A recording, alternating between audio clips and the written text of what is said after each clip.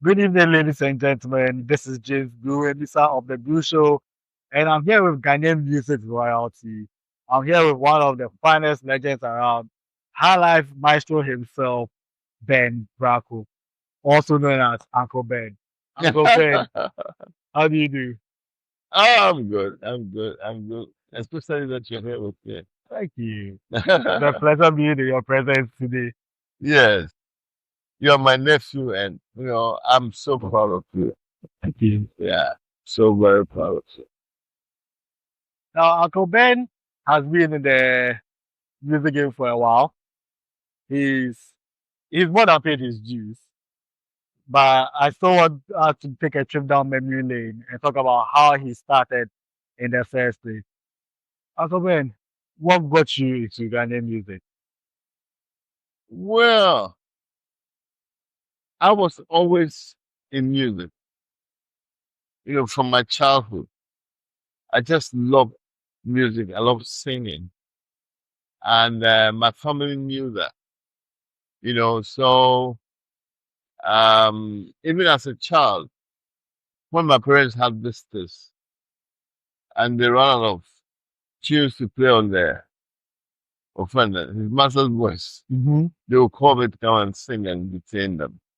And my mom used to encourage me a lot, and even criticize my singing to try to get me to sing better and all Okay. that. So, I mean, they all knew I had a great love for singing. So, then they took us to St. John's Presbyterian Primary, and I love singing so much. And we used to have Saturday night entertainments, Okay. and they'll call me on stage, come and sing. And I had a friend who taught me some songs, and we'll go on stage and sing together, you know. And I still remember that song, you know. And so, because of that, when I went to St. Augustine's College, secondary school, my elder brother was there. And this Saturday night entertainment, he went and, without informing me, went and told a Zimmer person that his brother can sing. So they just called me out of the blue, come and sing. And I went and sang and forgot all about it. But a couple of years later, they formed a school group. They had equipment and they were looking for a singer. So they remembered. So they come and asked me if I'd like to sing for them. And I was very happy to do that. So we formed a group called Chelsea Five, which later became the famous film, which was actually the school group. So, we played a lot for school functions. Um, what do you call it? When they had Parents' Day and all that, we would sing, we would perform for them. And then we started playing during the long vacations with the bands around. So we got to meet a lot of the musicians like Jedudle, Ambule, CK Man, you know, Mhm. all kinds of people. Yeah. KJC and the Noble Kings. We played in Kumasi, we played in Accra, played in Takrady, we even played in Lome, because we had a guy called Patrick Country, Okay. who was a very good musician, and he trained us very well. So we could even compete with the professional, you know. So that's how it went. And then we used to do like television specials for GBC TV, because that was the only TV station at the time. And even when went to sixth form, sometimes GBC TV will call me, come and do a special, and it continued like that. When I was in Legon, I went to Legon in 71. And at that time, I decided to create my own songs. And what I did was I wanted to test my songs. So I formed a group of my peers and friends called Agromba Gudureba. Mm-hmm. and we only played my songs. So we only played a couple of gigs, and most of my hit songs were created from that time. Maybe my music, and Tasi and a tree and all that. So those songs were created in Lagos, and my roommates at that time remember so well me working all the time, playing the guitar, and, creating the songs. So that's how it went. And I realized that when I finished Lagos, many years later, some of my friends remember the songs that I played. We only played 2 gigs, so, but they remember the things like Baby Maguso, so the everyone they saw me out, and say, hey, Baby Maguso, and Wukunu were him, that kind of thing. So I realized that it had an impact. Yeah. But then I was in the corporate world, I taught in Exporter for a year, and I worked with shipping in Tema for a few years. Then I realized that the corporate world, I didn't work with Kwanzaa from Africa, but I realized that the corporate world was not satisfactory to me. And I felt that if I didn't do my music, I would get old and regret not doing it. So at a point, I decided to move because it was difficult for me to get into music in Ghana. So I went to England and then started, doing music. And I ended up doing the album buyer in England. And that just went viral, you know, and that's what made me as a musician. So for very long, I started with short question. There you go. So by a very detailed Yeah, much needed answer.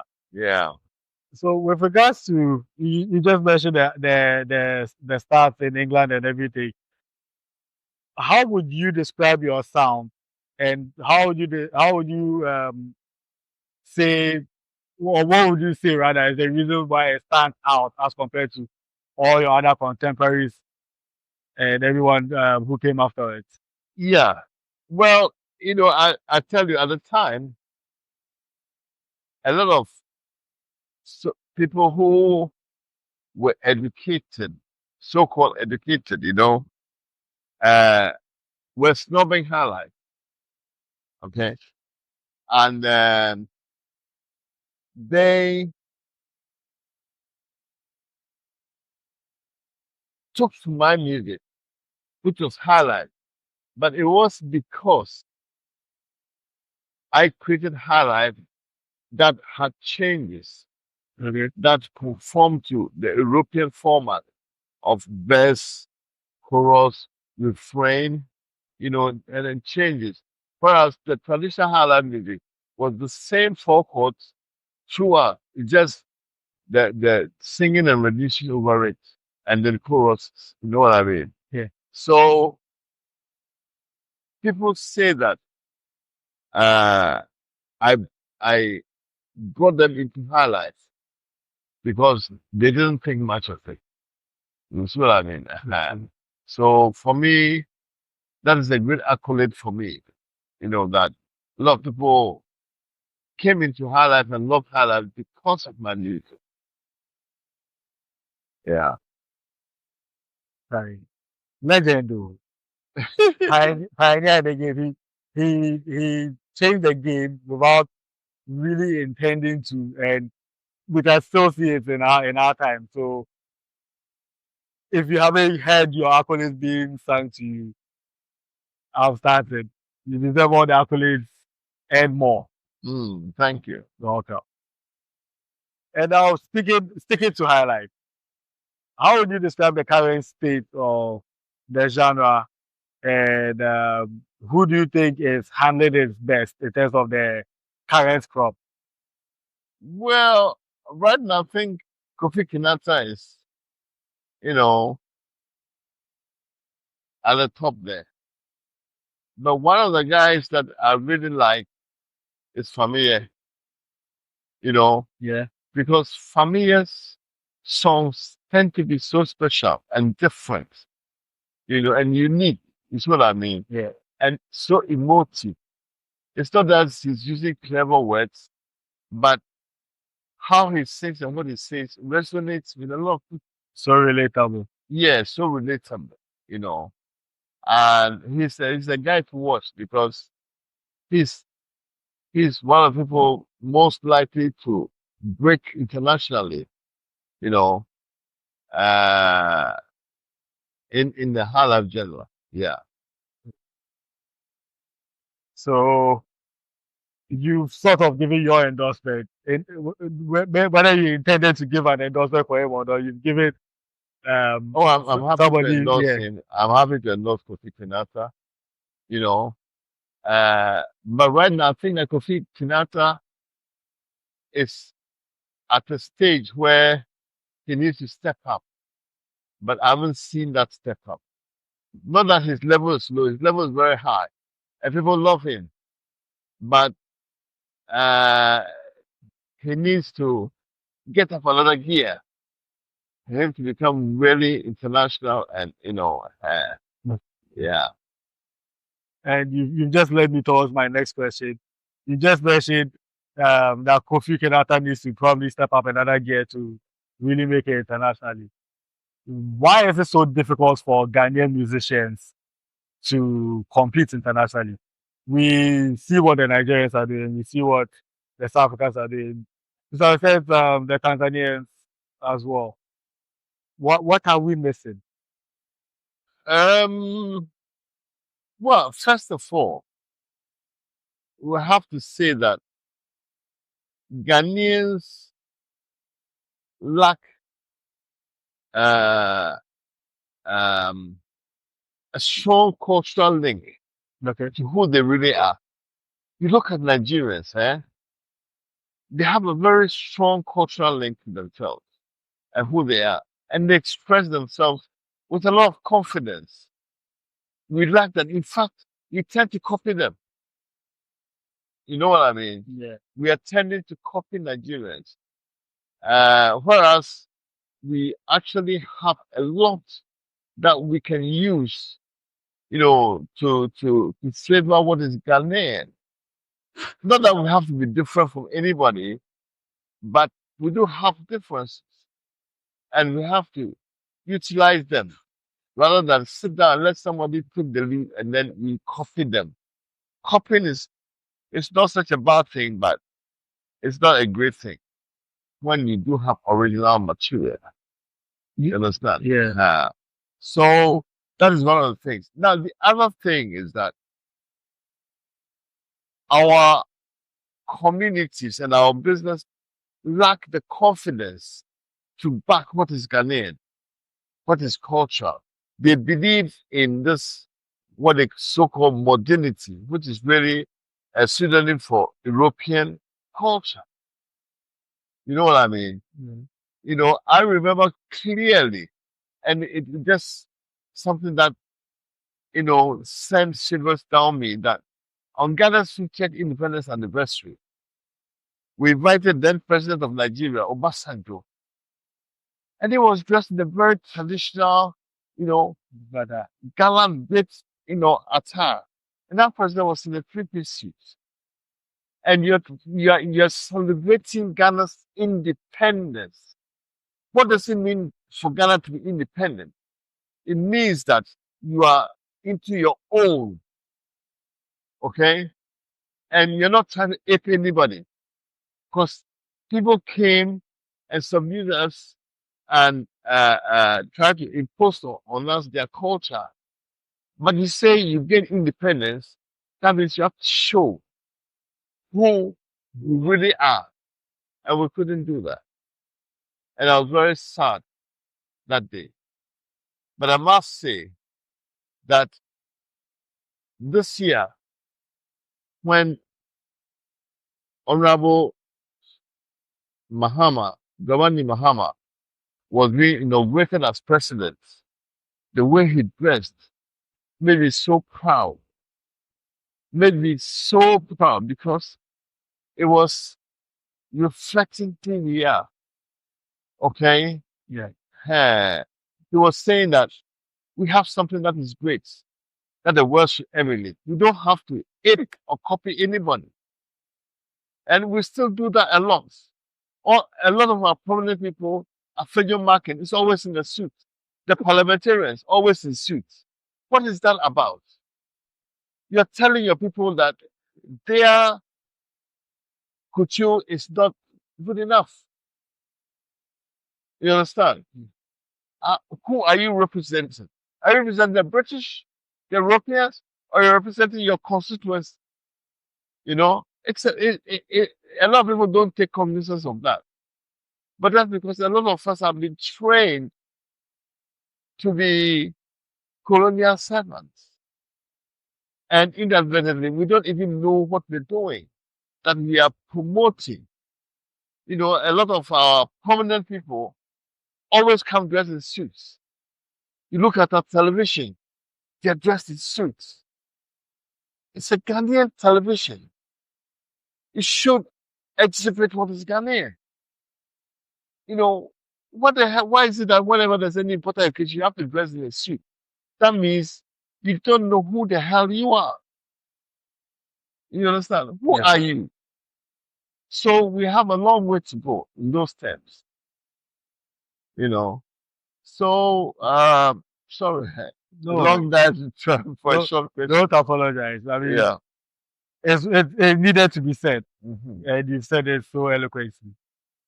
And I think I sort of have an answer to the question, but I'm still going to ask it anyway. How do we resolve this? How do we let the everyday person, okay, from the everyday person to the person who's front and center, promotes Ghana all the time? Well, first of all, I mean it's an intricate issue. Okay. It starts with education.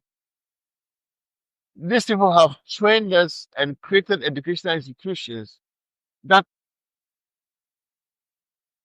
the basis who we are and cuts us off from our communities because it's usually boarding schools. Yeah. Okay. And ingrains us with the idea that our culture is inferior from our religion, from our dressing, from our language and everything. Okay. And so everything is looked upon as fetish. You know, you can't even pour libation, you know, but you know, funnily enough, science is coming up at this stage to endorse our traditional beliefs that we are one with God and nature. You know, when we used to revere our mountains, our river bodies, and all that, they told us it was fetish. Okay? But we respected our rivers because we knew that it was part of our survival. We revered our lands, we conserved everything because we knew that it was the key to our survival. Now, suddenly, we are big Christians all over the place. But look at what happened to our river bodies. We don't respect them. We are ruining them. We are polluting them. Money has become our God. Whereas the human value is traditionally our value system. So it's very sad to see that, you know. And I know that the current government is trying its best, but I'm saying that our whole governance system, which is different from the party, because every party has to work with like the civil service, and our civil service is a colonial institution, and it's self-serving, and it looks down on our ordinary people. You understand? How can an ordinary person from a village deal with the civil service? There's no way. They can't deal with the police. They can't deal with the justice system. It happens in the chief's palace. Mm. You understand? Mm. So we are running an alien system that doesn't inure to our interests. And no matter how good the intention of any governance, the system will subvert it. Okay. And the party political system divides us, you know, and it's so divisive. And it really, they become gangs, gangs of thieves who contrive to wield power for their own personal interests and not the interest of Ghanaians, not for the interest of our development as such. So now they look up also, I've done this project, I've done this project. Of course, you have to do those projects.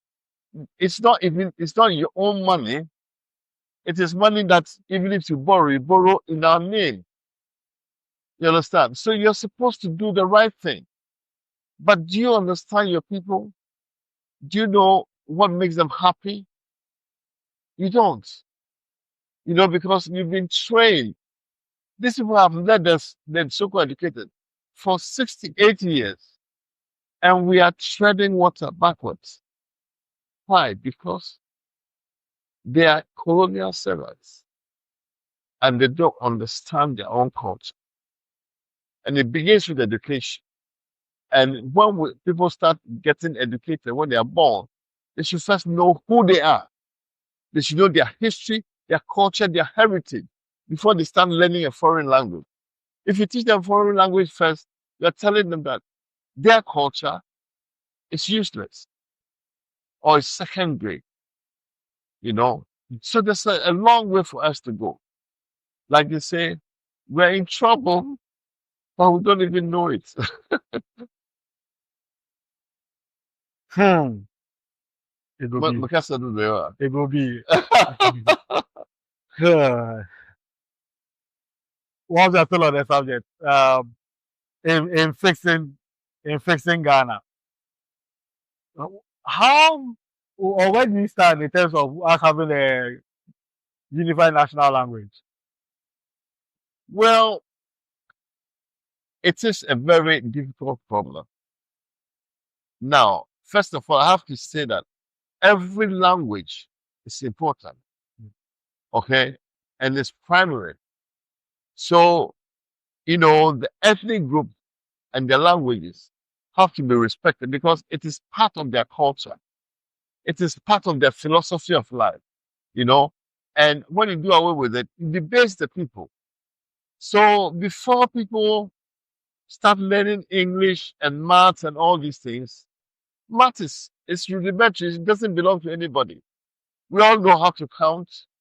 We're trading and in business and knowing how to count long before the Europeans came. You understand? But fundamentally, you have to know who You are. the hell you are before you learn anything international. And that is what makes you a proud person, that you know who you are, where you come from, and you don't feel that you are secondary to anybody. Not that you feel superior to anybody, You are. but at least you know that this is she, and and I'm equal to or better than anybody else. So our educational system has to reflect that. We have to show our children that they are powerful, unique, and special people. Everybody is unique and individual. No two people are the same. And you have to let them know that they are unique, they are special, just for being who they are as Africans and for their own ethnicity. You know, you can't say that an Evla is better than a Guan or a Fanti is better than a Hunter. You know, it's what I mean. Yes. No, they're all equally important. But as systems go, you have to let the majority language also become the lingua franca that you communicate, because you can't communicate in all languages. No. Okay, at least, first of all, they have to know their ethnic language. They have to know their national language. And the national language, for all intents and purposes, is free in Ghana. Okay? And it doesn't demean any other language, but it's for the purposes of expediency and practicality. You understand? But first they have to know their own ethnicity and their language. And then they learn what we decide to be the national language. Yeah. But even that is going to change. As Africa unites now, we have to also have an African language. And that will probably be Swahili, Yeah.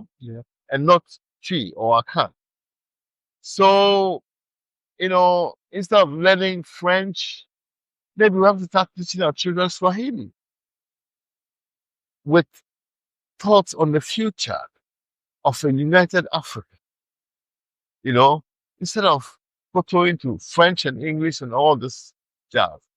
Look, there's so many cultures in the world. They don't all learn English, right? Yeah. But they are very wise, they're very knowledgeable. The Chinese are doing so well. It's not because they speak English, it's because they are proud in who they are. And the Chinese have over 1,000 different dialects. But Mandarin is their choice for national language. Okay? Yeah. It doesn't marginalize anybody, but it allows for a unity of expression for the whole country. And that is very important. You understand? Yeah. If look, your national anthem and the pledge are in a foreign language, most of our people don't understand it. It doesn't mean a hoot to them. They laugh and they make jokes with it because it is not real. Are you real? You say you are an independent country and your national anthem is in a foreign language, none of your own ethnic languages. Come on. It's not even just the language, but even the song itself is foreign. Whereas you have authentic traditional music, which you should use to express who the hell you are. If you are using somebody else's music to express who you are, that means you're lost. That means you don't know who the hell you are. That means you're copying, you're aping. So it makes you second class. I tell you something. If you go to a meeting with somebody and you go dressed like them, straight away you have conceded your inferiority to them. You understand? Yeah. That means you think that's why you're dressed like them. Why can't you dress like your own? Why can't you be yourself? What are we so scared of? That we cannot be ourselves. You know what I mean? Look at these politicians. And the funny thing is, they're not even trained as leaders. It's just anybody with the ambition and the money can become a politician. But in our traditional system, people are trained to be leaders. They are trained about the ethos and ethics of our culture. So they understand what leadership is. It is a deliberate process. Now, I'm not saying that our system is all perfect, No. because it's been infiltrated and denatured by colonialism. But it is still what is running all our rural areas. Okay? And they don't kowtow as much to corruption as the politicians. They don't behave differently from their people. When the Ashanti dresses and he goes to be with his people, he's pure Ashanti. You understand? Yeah. He's not pretending to be European or so-called wealthy, wise, and all that. He's Ashanti. And the people revere him not because they think he's better than them, but they know that he represents them. That is the ethos of our leadership system. It's not because they are better than us, but they are us. Because I am you and you are me. You understand? Huh. So our traditional system is far better than this stupid parliamentarian system that is so adversarial. That is winner takes all. Mm-hmm. And look at right now, people are fighting for position because they say they helped the party to win. You know who helped the party to win? The people. It's the MPP. Because they were an abysmal failure. And people just didn't want them. Okay? Yeah. A lot of people are taking credit for the NDC being in power. But it was MPP gave them the power. Because they were so corrupt and such a failure, that people, it was a big rejection. And for any MPP politician to stand up and not show remorse about what happened, it's a travesty. You understand? And people say that, oh, I'm Ashanti or I'm a Khan, so I have to be NPP. It doesn't make sense. We are trying to have a unified thing. Everybody cannot get away from their ethnicity. Yeah. But within the ethnicities that have always belonged to the territory, at least they can be Ghanaian and unified, not divided according to Party line. party lines. What kind of nonsense is that? You know what I mean? Yeah. We have to think and think again. When Muhammad said reset, I was very happy. But the reset has to go deep. You have to recognize our chieftaincy system. It is a system that recognizes everybody. Everybody belongs. Our political party system doesn't do that. You understand? I understand. Yeah. If you go to the parliamentarian and want to trace somebody, they have no idea. But if you go to any traditional system and you want to trace somebody, you want to find where your family, go find it for you.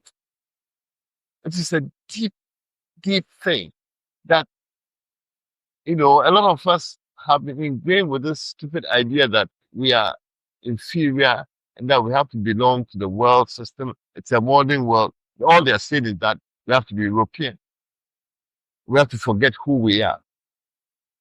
But to disrespect to us as, it's the greatest stupidity in the world because they make you who you are.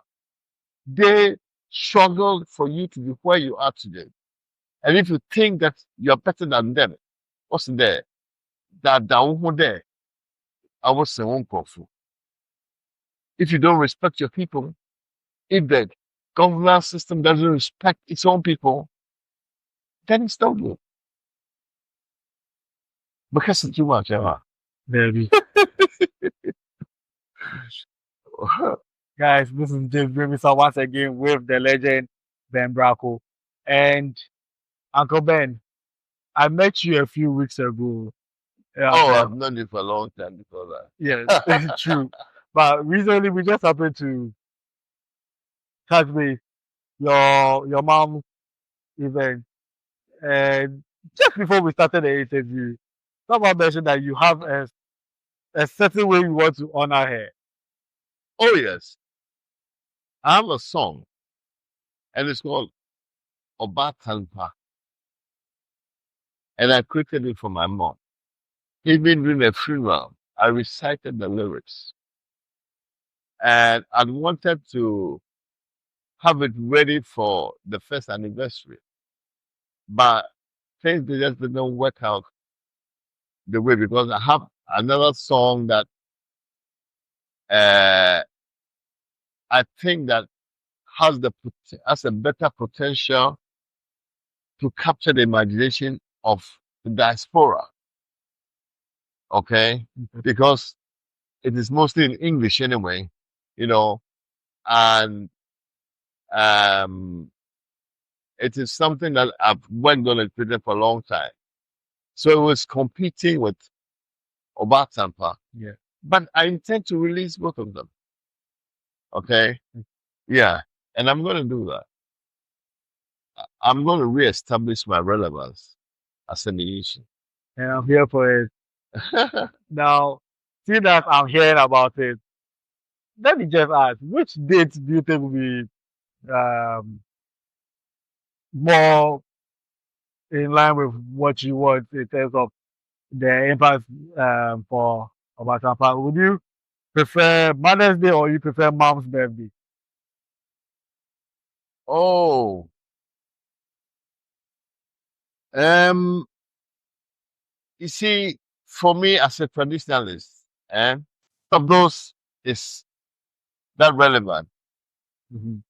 You understand? Yeah, Because traditionally, we honor our mother every day. every day. We don't take a particular day to say, oh, let me think about my mom today. You see what I mean? Sure. It is an European concept. Say Mother's Day. And they use it for sales rather than have a genuine Connection. connection and relationship with your mother. You see what I mean? So for me, it's not a consideration. The consideration is how to get the song in such a way that it resonates with people, you know, and do it in a timely way. That's all. Uncle Ben, it's been a pleasure doing this with you. Before I let you go, any message for Ghanaians, and then how would you like them to connect with you on social media? Oh well, you have to publish my links, social media links for me. Uh, but um, basically, I'm gonna force it. Uh,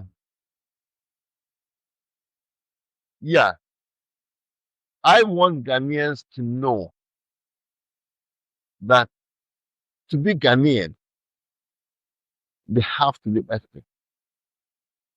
Okay, and Ghanaianness is not about Europeanness. It's not about modernity. Is whatever is happening at this time. Okay, Mm. and how you relate to it. And so we are modern people. So are the people in our villages. Okay? Yeah. Yes, because they are dealing with issues that of today. But to be genuine about who you are is the most important thing. Otherwise, you're a slave. Okay? You are a flotsam. You know what a flotsam is? No, please. A flotsam is anything that is in the sea that moves because the wave is moving it. Okay. You understand? Okay. It has no purpose. It has no identification that this is me, this is who I am, this is my purpose, this is my understanding of life, this is my philosophy of life, you know? Mm. Yeah. So you have to take that very seriously in everything we do. The food we eat, the medication we take, the dress, the way we dress, the way we name ourselves. It's very far reaching, you know? And it's very easy to get lost in other people's ideas and concepts that take you away from who you are. Okay. And when you call yourself a foreign name, you should know that you have given away something precious. You understand what I'm saying? Okay. That means you don't believe in yourself. You have to call yourself by other people's names to be real. No, I beg. So with that in mind, I'm now ending this interview as Uncle Kobe. Please, Mhm. it's very important. Mhm. You know, you see, we are all promoting the colonial system without to various degrees, without realizing that this is what we're doing. And this is a mentality that's been ingrained in us because of the educational system.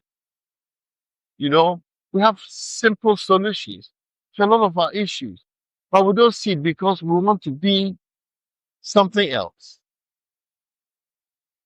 You know, our food security, our water security, you know, we are not even looking at that. And other people are manipulating us so they can sell to us. When you want to get married and you do a white wedding, you're subscribing to another economy. The drinks, the ceremony, your clothing, everything comes from outside. But if you do your own ceremony, you're supporting your local economy and you're standing up and saying that this is who I am. I'm not a slave. I don't abandon myself for another culture because you have to be yourself to be able to contribute to the Bigger global picture. village. Mhm. Otherwise, you take whatever other people are telling you and you are nothing. And what is your contribution? Nothing. Nothing. So this is my message. Such a wonderful, profound, heartfelt message. This is Manakwesi Emisa, and it's been a pleasure bringing this interview to you. You can follow my channel, The Brew Show, on all social media platforms: Facebook, Instagram, X, YouTube, LinkedIn, and that's one I'm forgetting, Threads. Yes. So I'll catch you same time next time, and bye for now.